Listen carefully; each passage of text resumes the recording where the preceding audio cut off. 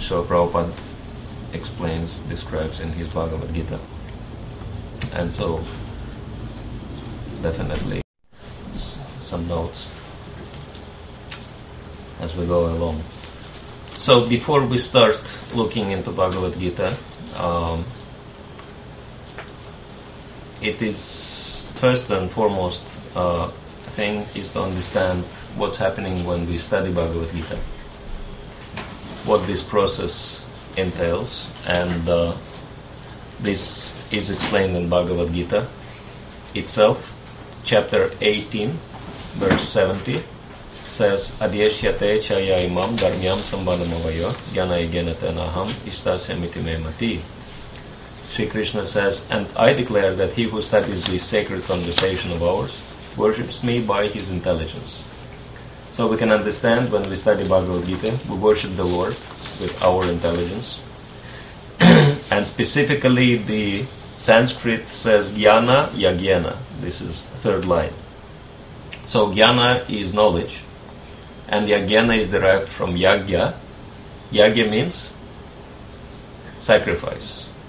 And normally we used to certain idea of sacrifice being some kind of religious ritual, but we don't perform any ritual as such at the moment. We don't have any fire, no priest pouring ghee into it or chanting mantras. How is it a sacrifice? Because what are we doing now? We're doing the sacrifice. But this is very important point which BhagavadGita stresses and elaborates in many places. That sacrifice is much more than mere religious ritual. It's a foundational principle of human existence. That nothing worthwhile can ever be achieved without sacrifice. And if we think about it, we do perform sacrifice right now. Because just to be here now, we sacrifice certain things. Right. What do we sacrifice? Time, yeah. Certain other engagements we could be doing at the moment, right? So we do sacrifice. And in order to derive full benefit from this specific course, we've got to give our full attention, full mental concentration, right? Stop thinking about other things. That's also sacrifice. So we do sacrifice in principle, and this is what BhagavadGita will address thoroughly. So, what is BhagavadGita? If we open the introduction, Srila Prabhupada explains that BhagavadGita presents 5 main topics, which are karma, action or activity, kala, time, Ishvara, controller, jiva, soul, and prakriti, nature. And we specifically divided these 5 into 2 categories by using different colors. So, what are the main categories? Jiva, Prakriti, and Ishvara. Yeah, Ishvara, Jiva, and Prakriti are the main categories because these are 3 personalities which are interacting between themselves. And time and karma are the medias through which they interact with each other. Ishvara, the Supreme Lord, is on the top. And by a media of time, kala, he is influencing both us and nature, Jiva and Prakriti, and we are connected with nature through karma, because we are acting and nature or Prakriti is reacting. It's called the laws of karma. So, and if we look at the content of Bhagavad Gita, it consists of 18 chapters, and they divide it into 3 main parts. And each of these sections have its own name. First 6 chapters dedicated to karma yoga. Middle 6 chapters, there is a little mistake here, dedicated to bhakti yoga, and last 6 chapters dedicated to jnana yoga. And we will also discuss that point. How is it Bhagavad Gita considered to be yoga scripture, because it is yoga scripture. And we made little counter which helps you to understand main points in regards to Bhagavad Gita. If you remember these 5 points, you can explain what Bhagavad Gita is to any layman in 5 minutes. So, the speciality of Bhagavad Gita is that it is, point number 1, it is only one scripture which is spoken by the Supreme One. So, all other scriptures such as Quran, Bible, Torah, etc., they speak about God, but they are not spoken by the Supreme Lord, the Father of all, in first person. Bhagavad Gita is the only world scripture which is spoken directly by the Supreme Lord. And Krishna is the only one who claimed himself to be the supreme above all. In Bhagavad Gita, in a number of places, such as chapter 10 verse 8. So, what Bhagavad Gita is about? Point number 2. Two friends are sitting in the same chariot. Analogy is given in Bhagavad Gita, 2 birds sitting on the branches of the same tree. Who are these 2? Soul and super soul. Soul and super soul, yes. And these 2, and Bhagavad Gita, in Bhagavad Gita, they are manifesting themselves as Krishna and Arjuna. And these 2 are eternally connected with each other. So we are always connected with the Supreme Lord. And what is the word in Sanskrit for connection or link? Swarup. Yoga. So Bhagavad Gita is yoga scripture, even though it doesn't give any yoga exercises as such, because it speaks about principles of yoga rather than details. Details can be found elsewhere in other Vedic literatures, etc. And this is the foundational science of yoga. And this science of yoga is divided into 3 main parts, 3 main divisions, as we mentioned. Karma Yoga, Bhakti Yoga, and Jnana Yoga. Now, we may ask also a very, appropriate question. Why do we need to study Bhagavad Gita, and why do we need to apply Bhagavad Gita in our lives? Will we have any benefit coming from that? Because, whatever we do, we want to know what is in there for me, right? And Bhagavad Gita says, yes, it will be, you will have not only 1, but 4 benefits. So point number 4 is 4 benefits which come from applying Bhagavad Gita in our lives. And these are listed in the very last verse of Bhagavad Gita by Sanjaya, 1878, wherein he says that wherever there is Krishna, the master of all mystics, and wherever there is Arjuna, the supreme archer, there will always be opulence, success or victory, power or influence and morality. And that is my opinion. So 4 benefits we can derive from Bhagavad Gita, from applying Bhagavad Gita in our lives. And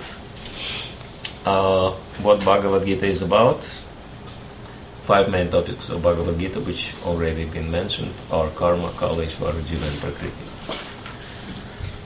So now, very important point is how Bhagavad Gita is relevant in our lives, because we may think, okay, this is something which have been spoken 5,000 years ago.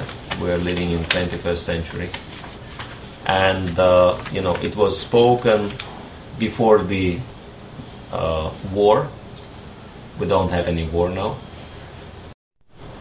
Member of royal family, Arjuna, and I don't know if any of us belong to any royal families here. So we may ask, and plus, this is probably the most widespread doubt. Krishna directly spoke Bhagavad Gita to Arjuna, and we just reading it, so it's kind of, not the same. But this specific purport in Srimad Bhagavatam, Srila Prabhupada gives, this except from the purport, actually explains that no, it is very relevant for us because in the same way as Krishna was next to Arjuna on his chariot, facing the great battle, we're exactly in the same situation. Because we're sitting in the chariot. What is the chariot? Our body is the chariot. And what is the war? Struggle for existence, human race. As Prabhupada says, in ordinary war, at least there are some survivals. In the struggle for existence, nobody survives. Like Srila Prabhupada was, if India is such an advanced spiritual country, why the mortality rate in India is higher than in first world countries? Prabhupada said, no, it is not true, because mortality rate is the same everywhere. It's always 100%. Paramatma, and Paramatma is not different from Krishna in a sense. The analogy can be given, like you're talking to the person, you can talk to the person face to face, or you can talk to the same person over the phone. But it's the same person, so, sometimes you can communicate with the Lord directly, face to face, but sometimes you can communicate with Him over the phone via Paramatma. But it's the same Lord, no difference, right? How? By chanting the Hari name? Yeah, that's one. Yeah, chanting holy names, chanting BhagavadGita, reading BhagavadGita verses. These are all means how we can connect with the Lord. And this is in reference to the point that, for example, holy name is not different from Krishna. BhagavadGita is not different from Krishna, because Krishna is already here. He is with us. Difficulty is that we turned our face away from Krishna. Krishna bahirmukha hana, bhagavanchatarya.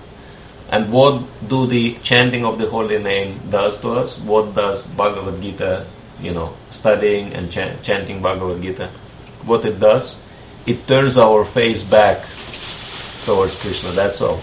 Because Krishna is here, we are not here. We are not here now, that's the difficulty. And in order to be here now, the helpful process is to follow different angas of bhakti. So, and what are the functions of the Supreme Lord who is sitting in our heart as Paramatma? It's exactly the same as the function he was performing for Arjuna. He was counseling him and he was guiding him. And so if we are connected with the Supreme Lord in the heart, we can become perfect instruments in His hands. We can just, follow His good advice and always be successful. And all our problems is only because we are not listening to what He says and not following His instructions. So, then, if we, this doesn't have the Balarama. Yeah. Anyway, the Sanskrit transliteration will be a little bit distorted, so those of you who have Bhagavad Gita, so you can follow the book. Anyway, the idea is, I removed the diacritic, so it will be fine. When we say, take the book from the shelf, and when we try to understand something about the book, what do? We look at the front cover of the book, we look at the back cover before anything else, right? So let's do the same with Bhagavad Gita. Let's look at the front verse of Bhagavad Gita, and let's look at the last verse, first and the last verse of Bhagavad Gita, because they are connected. And just by understanding these two verses, we can understand something about Bhagavad Gita. So Bhagavad Gita starts with the inquiry from the blind king Dhritarashtra, and this is very intense question he posed to his secretary Sanjaya. Prabhupada chanted this verse many times. Let's chant it all together in unison. Dhritarashtra vacha dharma kshetre kurukshetre samaveta yutsava mama kamaschaiva kimakurvata Sanjaya. Dhritarashtra said, O Sanjaya, after my sons and the sons of Pandu assembled in the place of pilgrimage at Kurukshetra, desiring to fight, what did they do? So this is the question. From the first sight, it seems to be normal. But if you look a little deeper at the question, it appears to be completely meaningless. What do the warriors do after they assembled at the battlefield, desiring to fight? Will they play cricket? Of course not. They will fight. And Srila Prabhupada explains in his lecture on this verse, he says, this question is resembling the question one may ask a hungry man who has, very nice meal in front of him, and one may ask this hungry man, what are you going to do now? So, but actually, Dhritarashtra is posing, he wants to understand something else. He understands that they will fight, but he's not concerned so much with the fight itself. He's concerned with the outcome. And specifically, he wants to know, as Srila Prabhupada explains, are there any chances for victory for my sons? Will they be victorious? And the answer to this indirect question posed by Dhritarashtra, very direct answer, no roundabouts, is given by Sanjaya in the very last verse of Bhagavad Gita. Let's chant this one also. Yatra Yogeshwara Krishna Yatra Pato Danudara Tatra Shri Jayobhuti Ruvaniti Madhimama. Wherever there is Krishna, the master of all mystics, and wherever there is Arjuna, the supreme archer, there will also certainly be opulence, victory, extraordinary power, and morality. That is my opinion. So, basic answer, I'm sorry, my dear king, no victory for you. Because there is Krishna and Arjuna on the other side. And by the way, this is the verse which is listing the 4 benefits from applying Bhagavad Gita as well. So now, this is Krishna, who was next to Arjuna, and he didn't even have to fight to ensure his victory or success in life. He just had to guide Arjuna by his instructions. And so now, this is the main part of our course. We'll be looking at all the chapters, and the main thing is to understand the essence of each chapter and how each chapter is leading us to the next one. This will help us to understand the entire structure of Bhagavad Gita. So, I'll try to do it very quickly, and hopefully we'll have little time left for questions if you want any elaboration on any point.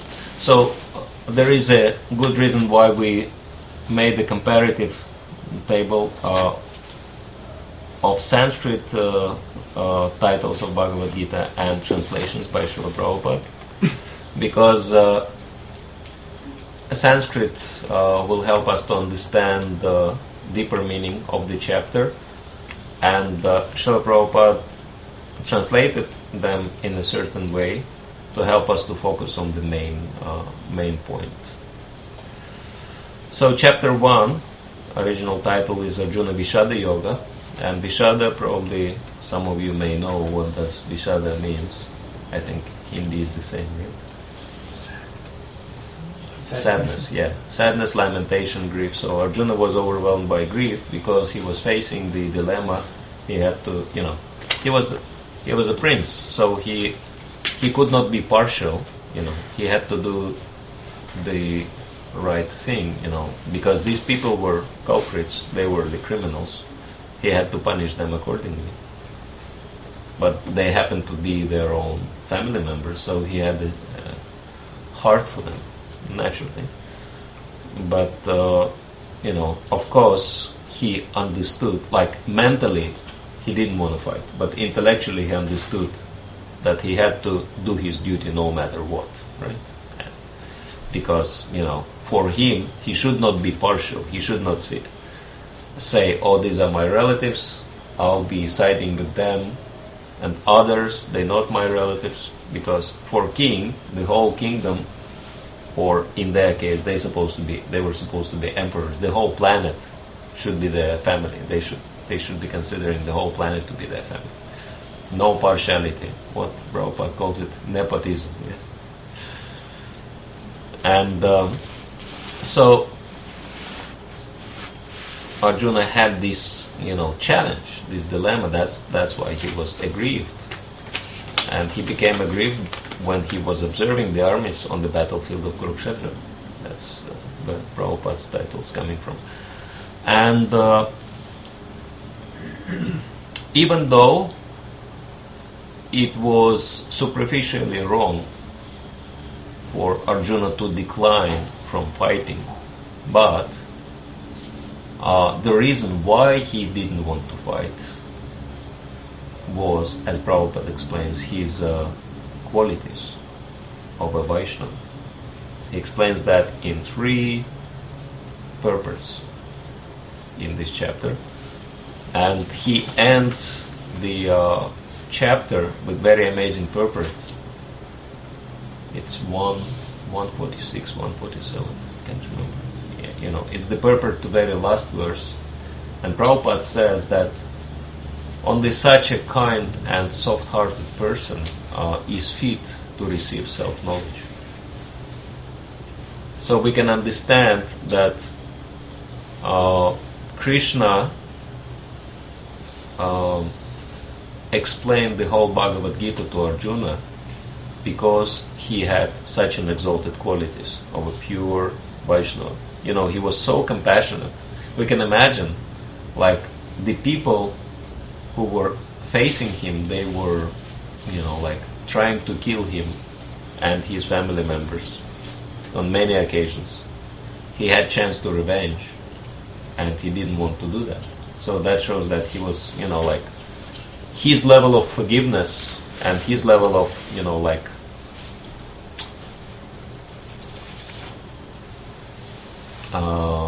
kind of not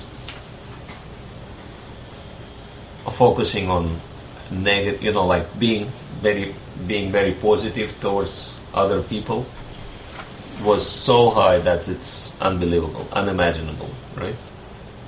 That no matter how much harm he received from these people, he was still thinking good of them, about them, right? So, and naturally, only Vaishnava can have this kind of consciousness, and that's why Krishna rather preferred to explain the whole Bhagavad Gita to Arjuna and empower him, rather than tell him, okay, you don't want to fight, you can, chill out.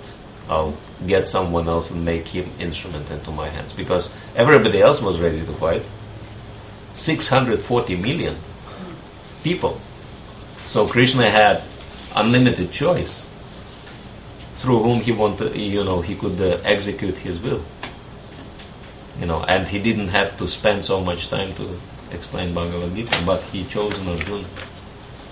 So that shows, in terms of practical application of Bhagavad Gita, that shows that ability to understand Bhagavad Gita very much depends on, devotional qualities we have. So that's the introduction to Bhagavad Gita, kind of first chapter, introductory chapter, but it sets the standard for understanding Bhagavad Gita in a sense. And then in the second chapter, Krishna explains the whole Bhagavad Gita to Arjuna in a nutshell. It's called Sankhya Yoga. Sankhya means to count in Sanskrit, so Prabhupada translates this title as Contents of the Gita Summarized. And we can, this chapter is an overview kind of chapter of the entire Bhagavad Gita. And we can, amongst other things, also appreciate Sri Krishna's, we can say, skills as a perfect teacher, because Supreme is perfect in all respects. And so he is teaching Bhagavad Gita to Arjuna in such a perfect way that it's ideal not only according to Vedic standards, but also according to modern pedagogical standards. In Vedas it is explained that perfect way to teach the student is to explain the knowledge 3 times. How it is done? Bhagavad Gita gives us the idea. First time, as Krishna did in 2nd chapter, he just, briefly explains all the topics. Then he elaborated on them from chapter 3 to 17. And then chapter 18 is the chapter where main points of Bhagavad Gita are highlighted. You will see, for example, you will see that there are 3 half verses, 3 statements repeated in Bhagavad Gita verbatim. And this is a very interesting point. Not many people actually notice that certain statements repeated verbatim in Bhagavad Gita. And we can understand that if something is repeated verbatim, that's something very important. And 2 out of these 3 are appearing in chapter 18. So chapter 18 is highlighting the main points of Bhagavad Gita.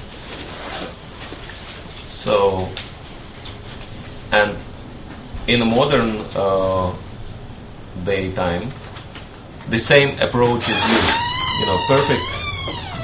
Perfect structure for any presentation, for any class, is that first say what you want to say, what you're going to say, right? That make a little overview of what is coming, then elaborate on the subject, and then at the end highlight the main points. In this way you can absolutely ensure that students will remember these points for life or something. So, and Krishna is doing the same thing. So from chapter 3 onwards, he elaborates on Bhagavad Gita.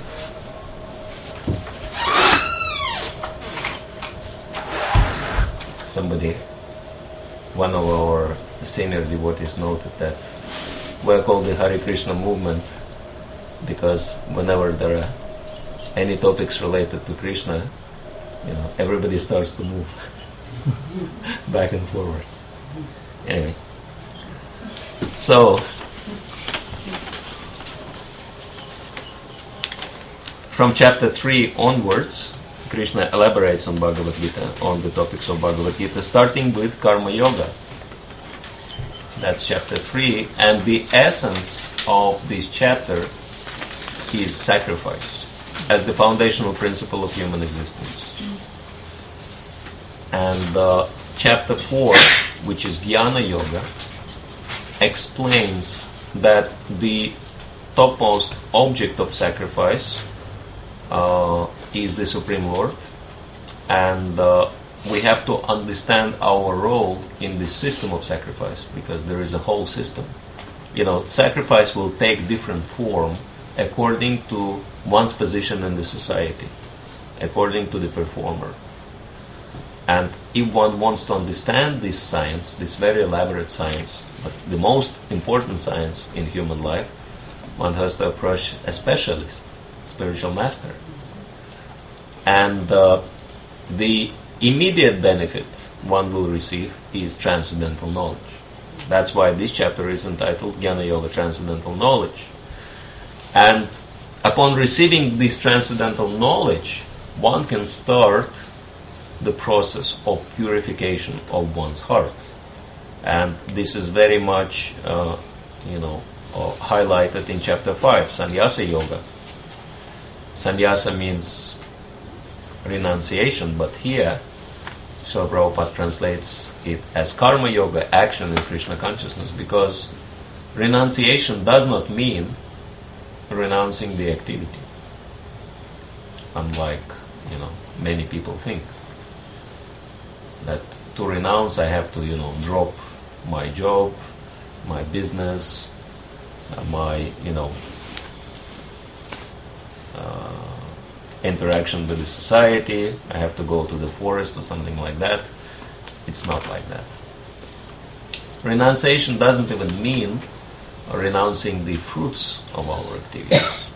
Renunciation means that we renounce the selfish desire to enjoy, separate from the Lord. This is the renunciation. And the actual renunciation is that we continue acting for the benefit of the Supreme Lord, and we're sacrificing our selfishness in the process. That's the big thing to sacrifice. And the highest benefit this sacrifice gives is purification of the heart. Kama krodha vimuktestu. And then we may ask, why do we need to purify our hearts? And the answer is very simple. Because Supreme Lord is there in the heart. And the reason why we are disconnected with the Lord, because there is a layer of contamination in the heart, because the heart is contaminated by lust, greed, anger, illusion, pride, envy, all these things. So, and if we purify our hearts, then communication channel will be very clear between us and the Lord. So this is what chapter 6 explains, Dhyana Yoga, because dhyana means meditation upon the Supreme Lord in the heart. And once we established our internal connection with the Lord in the heart, then we can start performing actual devotional service. This is why chapter 6 is the final chapter for Karma Yoga section of BhagavadGita, and chapter 7 is the first chapter for Bhakti Yoga part. And chapter 7 is called Vijnana Yoga, knowledge of the Absolute. Of course, there is difference between Jnana and Vijnana. What is the difference? Anyone knows? Realization and theoretical knowledge. Yeah, Vijnana means specific knowledge, specific understanding. So, yeah, applied knowledge. Yeah, we can say wisdom. So, and what this chapter describes, that the Supreme Lord is everywhere. He is situated in all the elements around us. He is in the water, He is in the fire, He is in the air. And we can understand the connection between chapter 6 and 7 only if we connect it with the Lord in the heart. We can see how everything and everyone is connected with the Lord as well. And what are the benefits? Firstly, we will have the opportunity to remember the Lord in all His manifestations. And secondly, by understanding that everything belongs to Krishna, we will be doing what? Detachment? Using, not only being detached, but using everything in Krishna's service. Yeah, in Krishna's service. So this is actual process of meditation upon the Lord. Impersonalists, they just, theoretically trying to understand, okay, this is Krishna, this is Krishna, this is Krishna's, this is Krishna's, this is not mine, I have nothing to do with it. But devotees, they actively using, okay, this is Krishna's, has to be used for his pleasure, has to be offered to him. And by meditating on Krishna in this way, our whole lives, we can also meditate upon him and remember him at the time of death. And this is what chapter 8 explains, Taraka Brahma Yoga. Tara, anyone knows what is the meaning of Tara in Sanskrit? Star. Tara, yeah. Ah. Yeah. What is it? Star. Well, it's one, huh? I said star. It's not, well, there is a star named Tara, but there is another translation as well. Desire. Huh? Desire. No, it means deliverance. Yeah. One, becomes delivered. One attains,